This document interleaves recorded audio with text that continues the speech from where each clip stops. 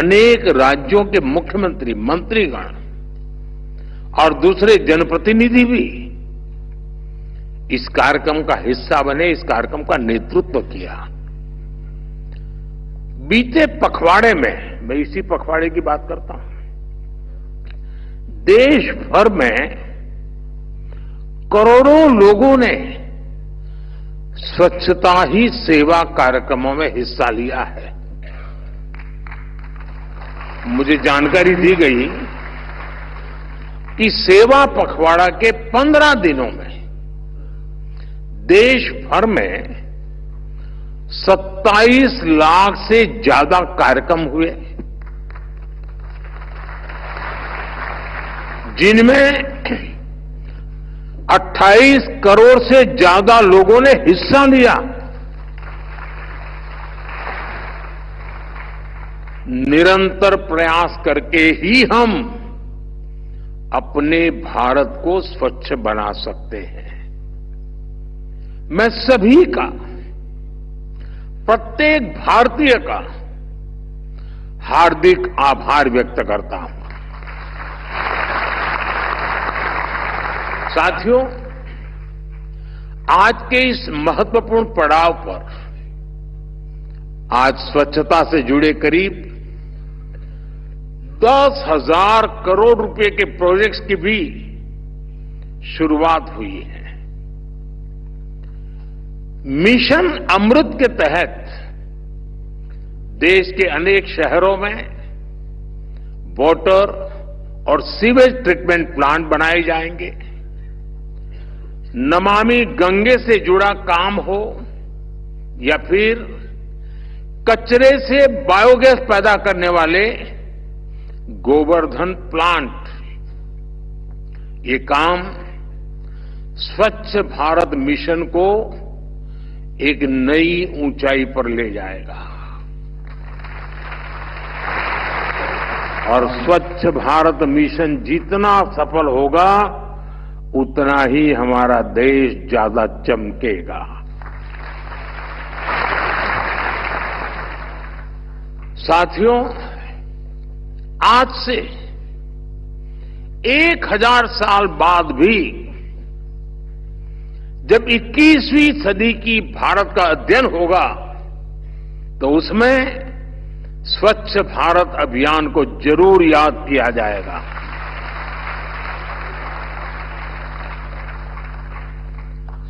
स्वच्छ भारत इस सदी में दुनिया का सबसे बड़ा और सबसे सफल जन भागीदारी वाला, जन नेतृत्व वाला जन आंदोलन है। इस मिशन ने मुझे जनता जनार्दन की, ईश्वर रूपी जनता जनार्दन की साक्षात ऊर्जा के भी दर्शन कराए हैं। मेरे लिए स्वच्छताएं जनशक्ति के साक्षात्कार का पर्व बन गया है। आज मुझे कितना कुछ याद आ रहा है। ये अभियान शुरू हुआ, कैसे लाखों लाख लोग एक साथ सफाई करने के लिए निकल पड़ते थे। शादी ब्याह से लेकर सार्वजनिक कार्यक्रमों तक हर जगह स्वच्छता का ही संदेश छा गया।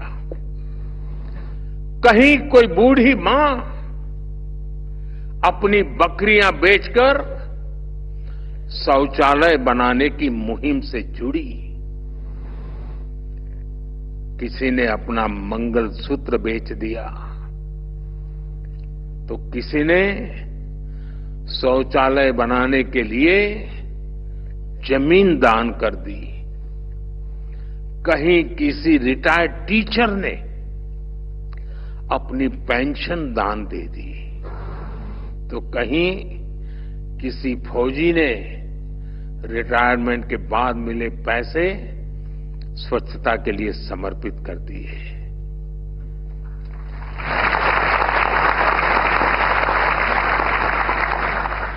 अगर ये दान किसी मंदिर में दिया होता, किसी और समारोह में दिया होता, तो शायद अखबारों की हेडलाइन बन जाता और सप्ताह भर उसकी चर्चा होती। लेकिन देश को पता होना चाहिए कि जिनका चेहरा कभी टीवी पे चमका नहीं है, जिनका नाम अखबारों की सुर्खियों पर कभी छपा नहीं है, ऐसे लक्षावधि लोगों ने कुछ न कुछ दान करके, चाहे वो समय का दान हो या संपत्ति का दान हो, इस आंदोलन को एक नई ताकत दी है, ऊर्जा दी है। और ये मेरे देश के उस चरित्र का परिचय करवाता है।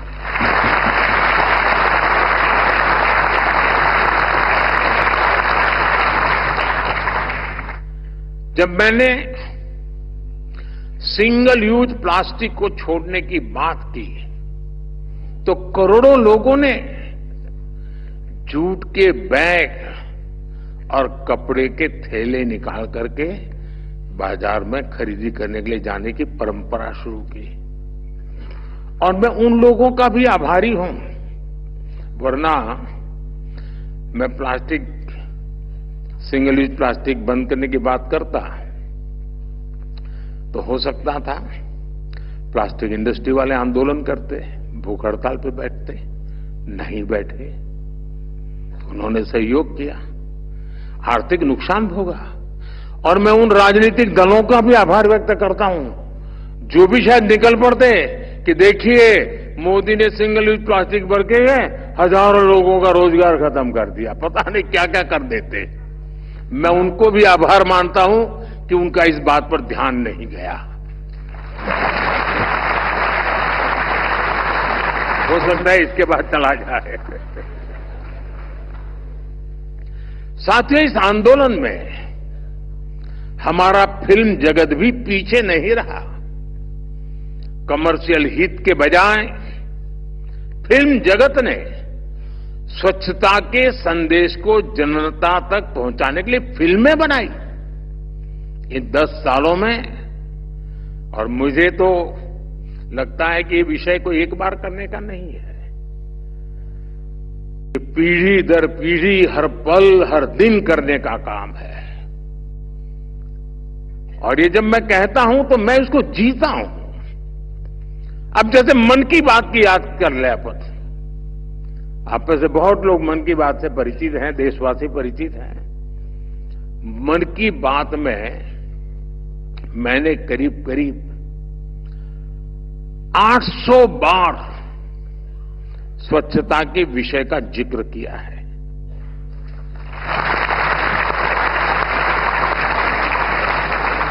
लोग लाखों की संख्या में चिट्ठियां भेजते हैं, लोग स्वच्छता के प्रयासों को सामने लाते रहे। साथियों, आज जब मैं देश और देशवासियों की इस उपलब्धियों को देख रहा हूं तो मन में ये सवाल भी आ रहा है कि जो आज हो रहा है वो पहले क्यों नहीं हुआ। स्वच्छता का रास्ता तो महात्मा गांधी जी ने हमने आजादी के आंदोलन में ही दिखाया था, दिखाया भी था, सिखाया भी था। फिर ऐसा क्या हुआ कि आजादी के बाद स्वच्छता पर बिल्कुल ध्यान ही नहीं दिया गया। जिन लोगों ने सालों साल गांधी जी के नाम पर सत्ता के रास्ते ढूंढे, गांधी जी के नाम पर वोट बटोरे, उन्होंने गांधी जी के प्रिय विषय को भुला दिया। उन्होंने गंदगी को, शौचालय के अभाव को देश की समस्या माना ही नहीं। ऐसा लग रहा है जैसे उन्होंने गंदगी को ही जिंदगी मान लिया। नतीजा ये हुआ कि मजबूरी में लोग गंदगी में ही रहने लगे। गंदगी रूटीन लाइफ का हिस्सा बन गई। समाज जीवन में इसकी चर्चा तक होनी बंद हो गई। इसलिए जब मैंने लाल किले की प्राचीर से इस विषय को उठाया तो देश में जैसे तूफान खड़ा हो गया।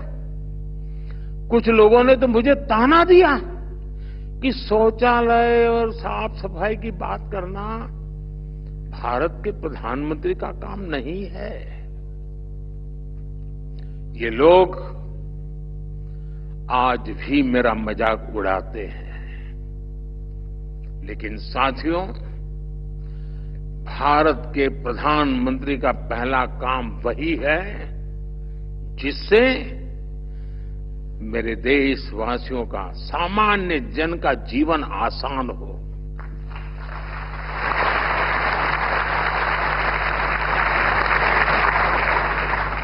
मैं भी अपना दायित्व समझकर मैंने टॉयलेट्स की बात की, सैनिटरी पैड्स की बात की और आज हम इसका नतीजा देख रहे हैं। साथियों, 10 साल पहले तक भारत की 60% से ज्यादा आबादी खुले में शौच के लिए मजबूर थी। ये मानव गरिमा के विरुद्ध था।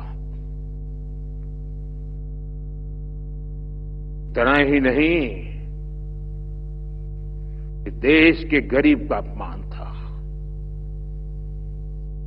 दलितों का, आदिवासियों का, पिछड़ों का, इनका अपमान था।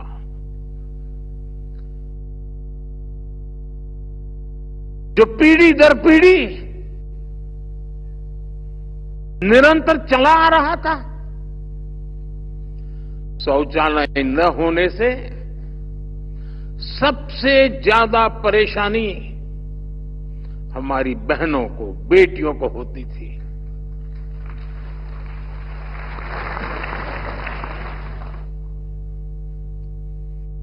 दर्द और पीड़ा सहन करने के अलावा उनके पास कोई विकल्प नहीं था।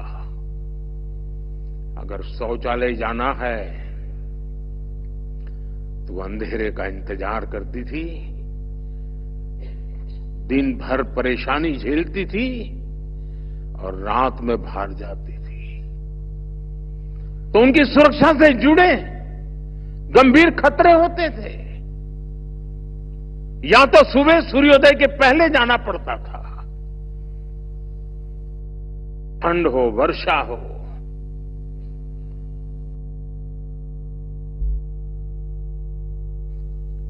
मेरे देश की करोड़ों माताएं हर दिन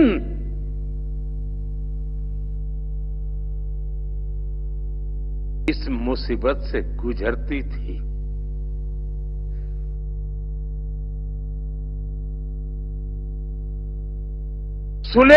खुले में शौच के कारण जो गंदगी होती थी उसने हमारे बच्चों के जीवन को भी संकट में डाल रखा था। बाल मृत्यु का एक बड़ा कारण ये गंदगी भी थी। गंदगी की वजह से गांव में, शहर के अलग अलग बस्तियों में बीमारियां फैलना आम बात थी। साथियों, कोई भी देश ऐसी परिस्थिति में कैसे आगे बढ़ सकता है? और इसलिए हमने तय किया कि ये जो जैसा चल रहा है वैसा नहीं चलेगा। हमने इसे एक राष्ट्रीय और मानवीय चुनौती समझकर इसके समाधान का अभियान चलाया। यहीं से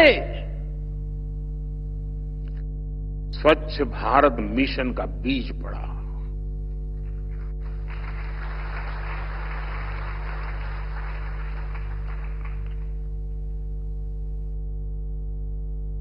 ये कार्यक्रम, ये मिशन, ये आंदोलन, ये अभियान, ये जन जागरण का प्रयास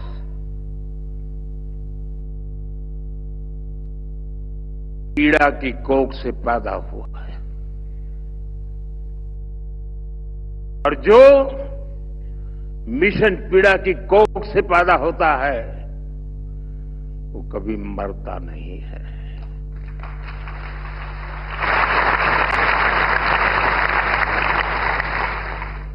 और देखते ही देखते करोड़ों भारतीयों ने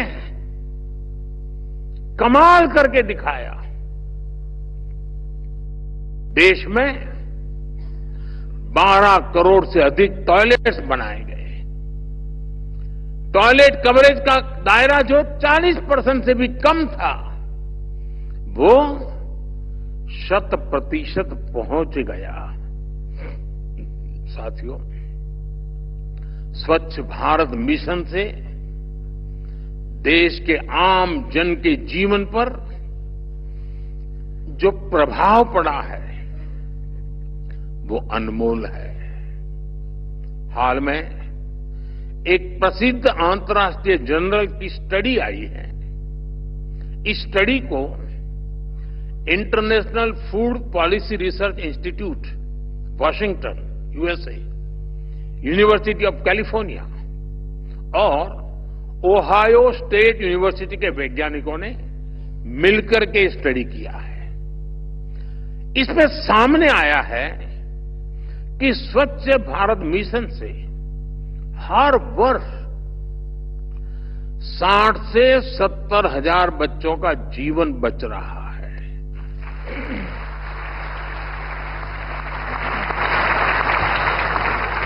अगर कोई ब्लड डोनेशन करके किसी एक की जिंदगी बचा देना तो भी वो बहुत बड़ी घटना होती है। हम सफाई करके, कूड़ा कचरा हटा करके, गंदगी मिटाकर 60-70 हजार बच्चों की जिंदगी बचा पाए, इससे बड़ा परमात्मा का आशीर्वाद क्या होगा।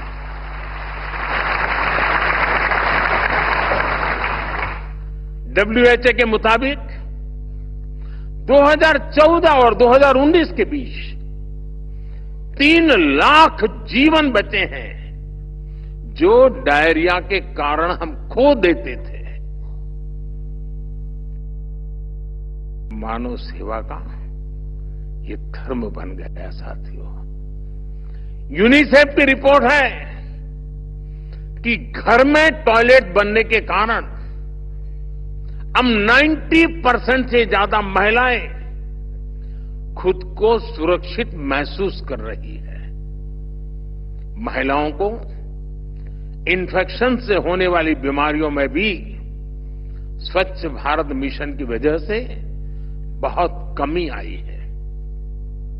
और बात सिर्फ इतनी ही नहीं है। लाखों स्कूलों में लड़कियों के लिए अलग टॉयलेट्स बनने से ड्रॉप आउट रेट कम हुआ है।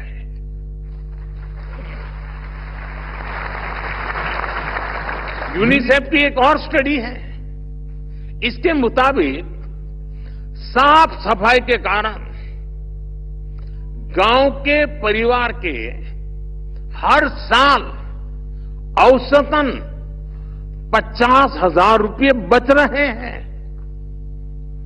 पहले आए दिन होने वाली बीमारियों के कारण ये पैसे इलाज पर खर्च होते थे या तो काम धंधा न करने के कारण आय खत्म हो जाती थी, बीमारी में जा नहीं पाते थे। साथियों, स्वच्छता पर बल देने से बच्चों का जीवन कैसे बचता है, मैं इसका एक और उदाहरण देता हूं। कुछ साल पहले तक मीडिया में लगातार ये ब्रेकिंग न्यूज चलती थी कि गोरखपुर में दिमागी बुखार से, उस पूरे इलाके में दिमागी बुखार से सैकड़ों बच्चों की मौत, ये खबरें हुआ करती थी। लेकिन अब गंदगी जाने से, स्वच्छता आने से ये खबरें भी चली गई। गंद के साथ क्या क्या जाता है ये देखिए।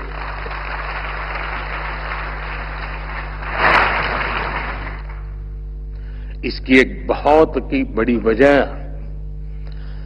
स्वच्छ भारत मिशन से आई जन जागृति, ये साफ सफाई है।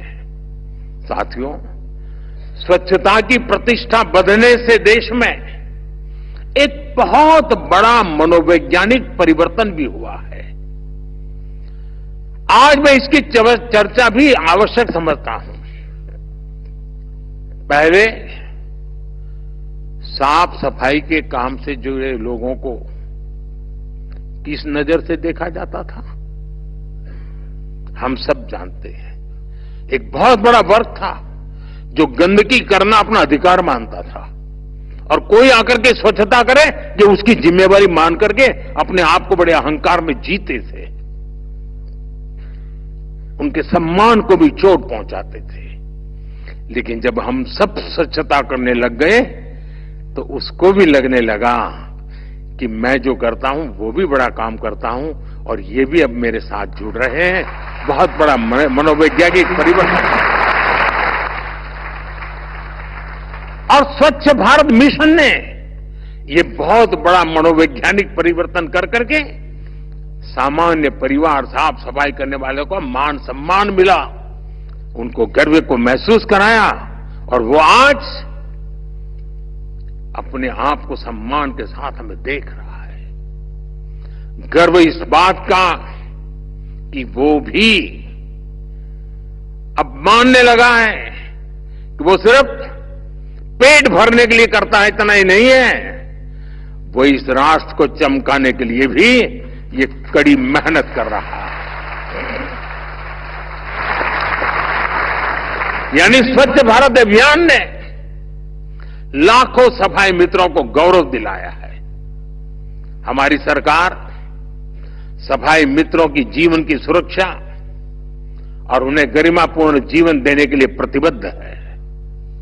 हमारा यह भी प्रयास है कि सेप्टिक टैंक्स में मैन्युअल एंट्री से जो संकट आते हैं उनको दूर किया जाए। इसके लिए सरकार प्राइवेट सेक्टर और जनता के साथ मिलकर काम कर रही है। कई नए नए स्टार्टअप आ रहे हैं, नई नई टेक्नोलॉजी लेके आ रहे हैं। साथियों, स्वच्छ भारत अभियान सिर्फ साफ सफाई का ही प्रोग्राम है, इतना भर नहीं है। इसका दायरा व्यापक रूप से बढ़ रहा है। अब स्वच्छता संपन्नता का नया रास्ता बन रहा है। स्वच्छ भारत अभियान से देश में बड़े पैमाने पर रोजगार भी बन रहे हैं। बीते सालों में करोड़ों टॉयलेट बनने से अनेक सेक्टर्स को फायदा हुआ। वहां लोगों को नौकरियां मिली। गांवों में राजमिस्त्री, प्लंबर, लेबर, ऐसे अनेक साथियों को नए अवसर मिले। यूनिसेफ का अनुमान है कि करीब करीब 1.25 करोड़ लोगों को इस मिशन की वजह से कुछ न कुछ आर्थिक लाभ हुआ, कुछ न कुछ काम मिला है। विशेष रूप से महिला राजमिस्त्रियों की एक नई पीढ़ी इस अभियान की देन है। पहले महिला राजमिस्त्री कभी नाम नहीं सुना था। इन दिनों महिला राजमिस्त्री आपको काम करती नजर आ रही है।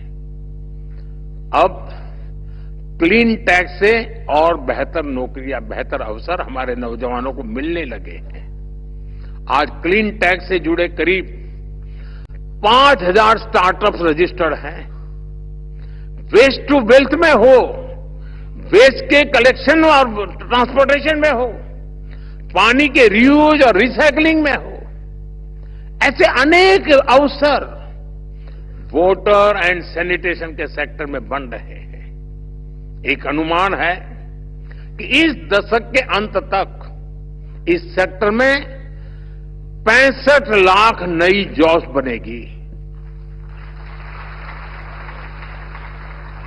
और इसमें निश्चित तौर पर स्वच्छ भारत मिशन की बहुत बड़ी भूमिका होगी। साथियों, स्वच्छ भारत मिशन ने सर्कुलर इकोनॉमी को भी नई गति दी है। घर से निकले कचरे आज कंपोस्ट, बायोगैस, बिजली और रोड पर बिछाने के लिए चारकोल जैसा सामान बना रहे हैं। आज गोवर्धन योजना गांव और शहरों में बड़ा परिवर्तन ला रही है। इस योजना के तहत गांवों में सैकड़ों बायोगैस प्लांट लगाए जा रहे हैं। जो पशुपालन करते हैं किसान,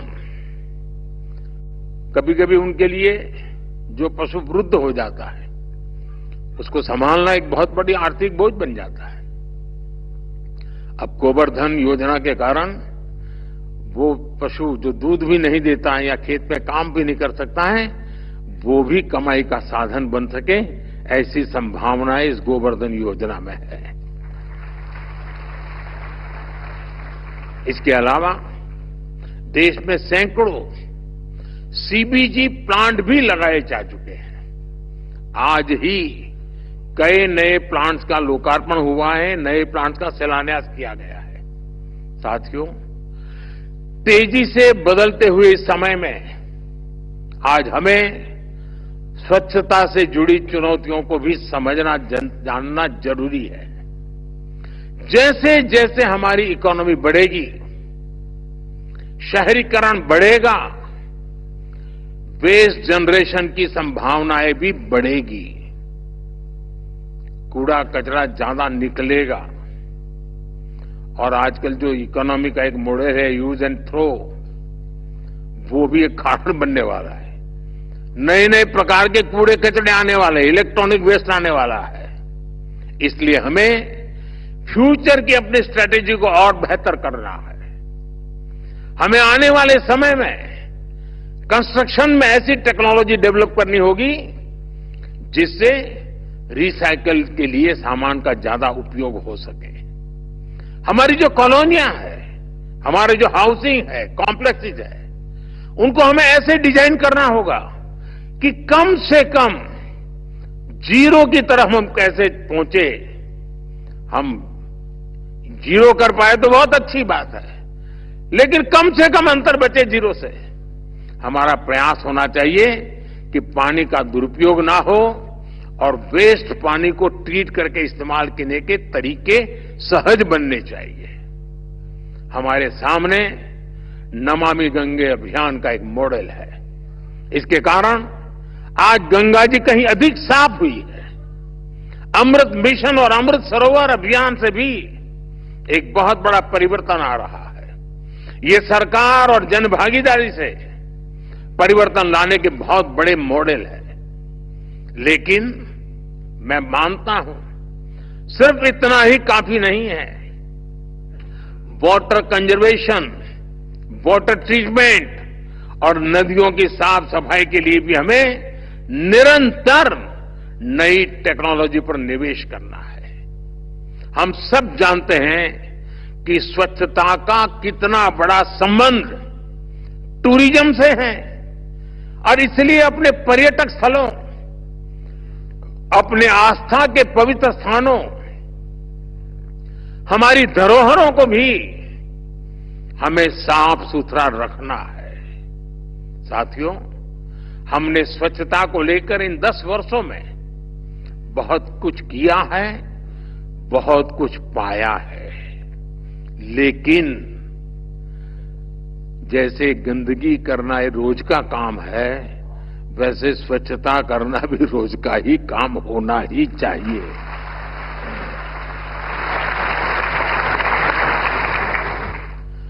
ऐसा कोई मनुष्य नहीं हो सकता है, प्राणी नहीं हो सकता है कि वो कहेगा नहीं मेरे से गंदगी होगी ही नहीं। अगर होनी है तो फिर स्वच्छता भी करनी ही होगी।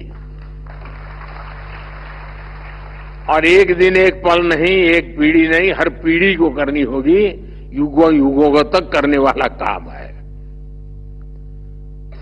आज जब हर देशवासी स्वच्छता को अपना दायित्व समझता है, कर्तव्य समझता है, तो साथियों मेरा इस देशवासियों पर इतना भरोसा है कि परिवर्तन सुनिश्चित है। देश का चमकना ये सुनिश्चित है।